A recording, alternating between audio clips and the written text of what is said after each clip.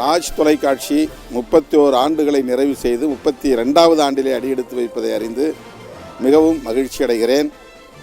தமிழக ஊடக வரலாற்றில் ராஜ் தொலைக்காட்சிக்கு மிக முக்கியமான பங்கு உண்டு. 31 ஆண்டுகளாக இந்த ஊடக தளத்தில் வெற்றிகரமாக இயங்கி வருகிற ராஜ் தொலைக்காட்சி மீண்டும் மீண்டும் தமிழ் மக்களின் நன்மதிப்பை பெற்று மேலும் மேலும் தமிழ் மக்களின் நன்மதிப்பை பெற்று இந்த தொலைக்காட்சி சிறந்தோங்க வளர்ந்தோங்க என்னுடைய வாழ்த்துக்கள்.